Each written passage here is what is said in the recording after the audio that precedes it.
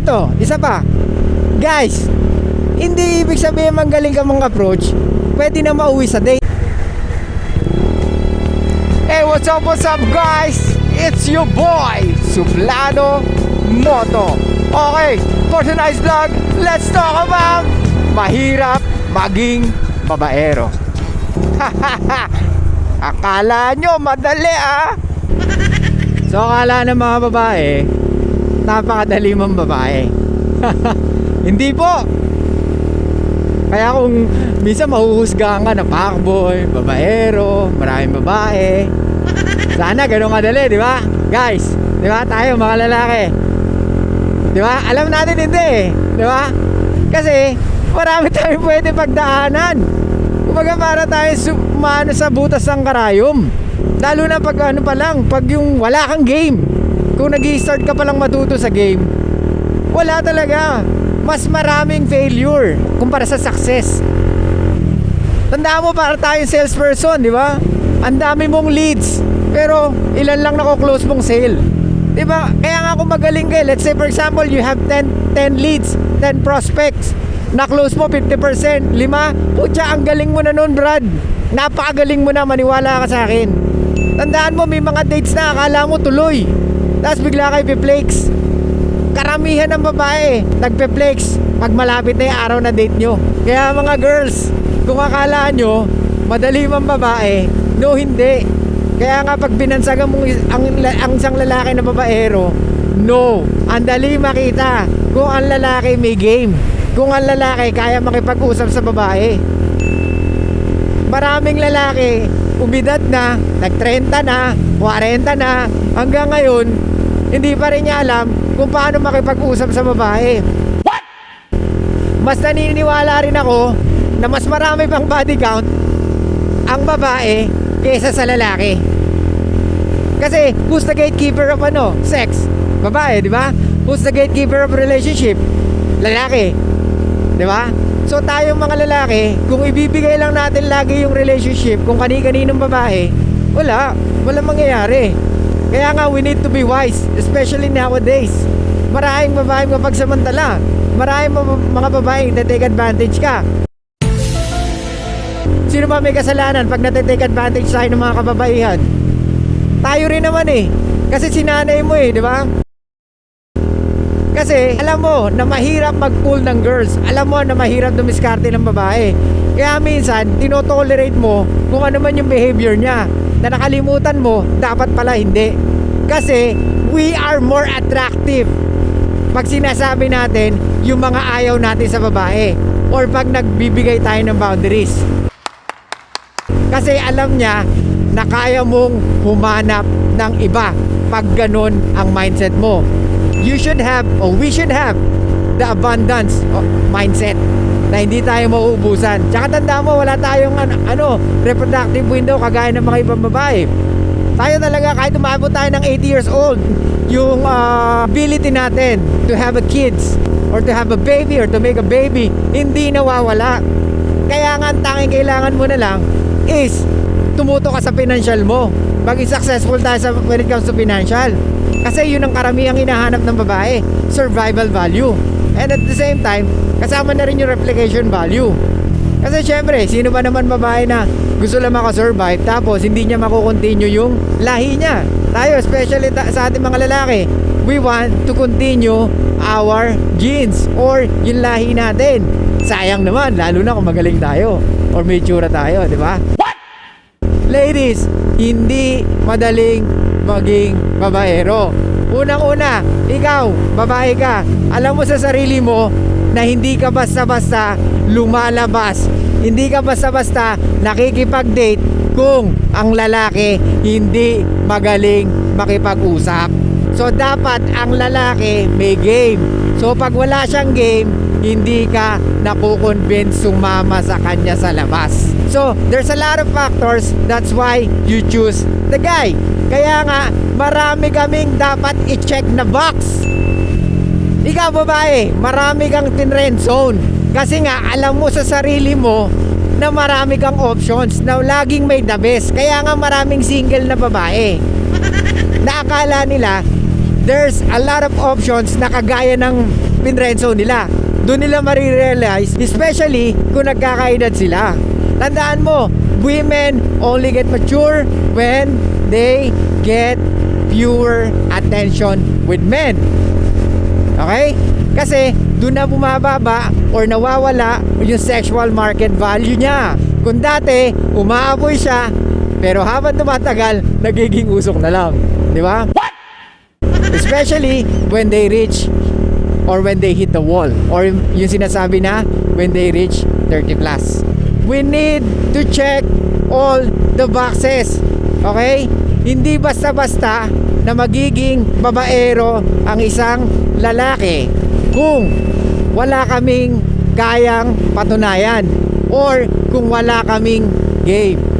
Kaya nga mahirap maging babaero. Ladies, FYI, hindi madali maging babaero.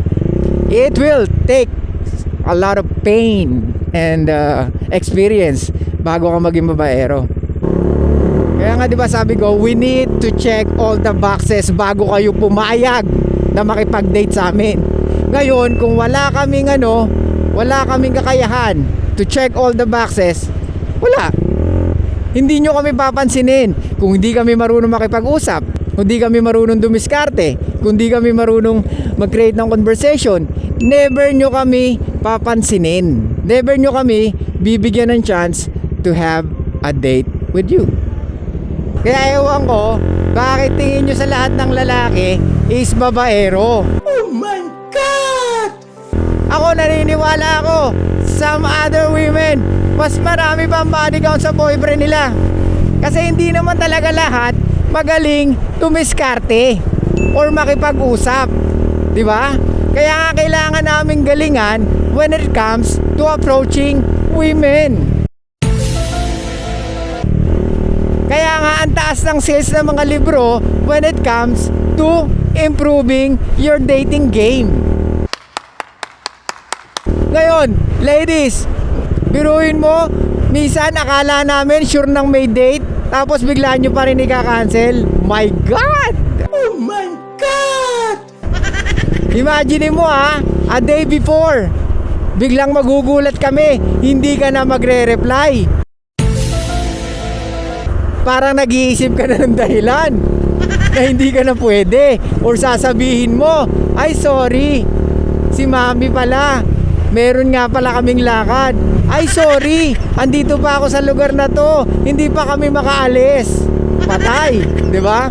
So yung mga ganun dahilan, guys, tanggapin mo na pinlex ka na. Kasi yun nga, kahit may attraction, hindi ibig sabihin mangyayari na yung date. Hindi rin ibig sabihin na madalas kayo magka-message, mangyayari na yung date. Hindi ibig sabihin you feel connected or meron kayong connection dalawa, mangyayari na yung date. What? Hindi ibig sabihin na meron sexual possibility, mangyayari na yung date. Tandaan mo, kahit akala mo 100% ka nang sure napapayag siya, sasama siya sa'yo, kahit na ba meron kayong video call araw-araw, meron kayong alam mo na, yung call na alam mo na, hindi pa rin sure kung sasama siya sa'yo. For sure, sa ibang lalaki nangyari na yon. Lintik na yan, magkausap kami gabi-gabi, pero hindi pa rin nangyari. Diba? Yun yung putya, akala mo jackpot na, hindi pala. Yun ang pinakamasaklap. Kaya nga guys, please, huwag kayong maging outcome dependent. Okay? I-train mo lang yung sarili mo. Pag may nakilala kang babae, don't make yourself or don't be convenient na you will be one of the candidate na maybe she will open her legs for you. No! Tandaan mo, ang babae, it's emotional creatures. Pabago-bago isip niyan, Brad. Paano ka makikipag-deal dun? Dapat may game ka. Sila nga hindi nga nila alam kung ano isusuot nila. At sila nga hindi nila alam kung anong kakainin nila. Yung umuo pa kaya, di ba? Or yung masabi mo pa kaya sure na siya sa date niya? Di ba? Tandaan mo, whatever value you give, it doesn't mean everything will be fruitful. Or hindi ibig sabihin pinaghirapan mo, magbubunga. Kaya nga pinakamasarap gawin is wag kang ganong umasa. Tandaan mo, like I said, ang babae is emotional creatures. Yun yung girlfriend mo na eh. Di ba? Ang hirap mo pang ispelengin eh. Or hirap na hirap ka intindihin.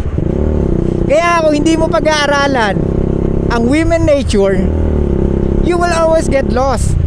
Dapat alam mo yung mga bagay na nakakapagpasaya sa kanya or yung mga bagay na alam mo makakapag-stimulate ng emotions niya. Eto, isa pa. Guys, hindi ibig sabihin magaling ka mong approach, pwede na mauwi sa date. No, it's not. Ang una mong gagawin pag nakausap mo yung babae is you need to frame her. Ano yung sinasabi kong frame? I-frame mo siya sa the way na gusto mo. Ikaw, pine-frame ka ng magulang mo kasi gusto nila magtagumpay ka sa buhay. Di ba? Kaya they framing you the way they want. So dapat, ganun din ang gawin mo kung talagang gusto mo siya. Kung tingin mo potential na relationship yung mangyayari, then i-frame mo siya sa the way na gusto mong mangyari. Hindi yung basta wala lang, labas lang kami, tapos we'll see kung ano mangyari. Di ba? Kaya nga kung makikipag-date ka, make sure na alam mo kung saan kayo pupunta at saan mo siya dadalhin. Di ba nag-usap kayo? Let's say nag-usap kayo, alamin mo na kaagad kung ano yung mga paborito niya. Pero wag kang magtanong ng directly ano paborito mo pagkain. No, it's not. Mahalata eh. Di ba? Mas maganda, pasimple lang. For example, kumain kami kahapon sa sa Italianis eh. Mahilig ka ba doon? Or nakakain ka na ba doon? Oh, di ba? Ay, oo, favorite ko yung doon eh. Ganyan. Ah, talaga? Let's say for example, sinabi niya pasta. Ah, mahilig ka pala sa pasta. Oo, favorite ko yung yung white sauce. Ah, okay. Ako naman red sauce ako. Eh, how about yung aglio olio? Gusto mo ba yun? Yeah. Gusto ko rin yun. Tsaka gusto ko dun yung medyo maanghang. O, di at least alam mo na, di ba? Oh, may alam akong ganyan. Sige, minsan, punta tayo doon. I-rate mo kung masarap. O, di ba? Di ba? Doon pa lang, parang na siya. Na-excite na. Dapat, ganun ka makipag-usap. Para at least, unti-unti mong nalalaman kung saan siya mahilig at kung ano yung mga gusto niya. Okay? So ladies, hindi madaling mambabae. Tandaan nyo, dumadaan kami sa struggle or parang sa butas ng karayom. Especially right now, na maraming kompetensya. Dati, nung araw, nung walang nung walang cellphone, ang tanging kompetensya lang ng isang lalaki is yung classmate niya or yung kapitbahay niya or maybe yung long lost friend niya. Pero ngayon, ang dami because of social media. Isang message lang nun, kung magaling mag-stimulate ng emotion, yari na. Kaya nga hindi natutuloy ang date most of the time. Kaya nga ang babae are naturally flakers kasi they think they're always the best guy. At ito pa, ang doon is women always looking for the best guy, kaya hindi sila basta-basta sasama sa'yo. Kaya nga kung feeling mo sure na, huwag kang pakasiguro. Brad, ilang beses ka na flake na nasabihan ng mga babae na, ay sorry, pwede bang some other time na lang? What? Patay. Okay guys, pag-usapan natin next time yung counter offer. So yun lang guys, thank you so much. I'll see you guys next time. Ladies, hindi kami babaero at mahirap mambabae.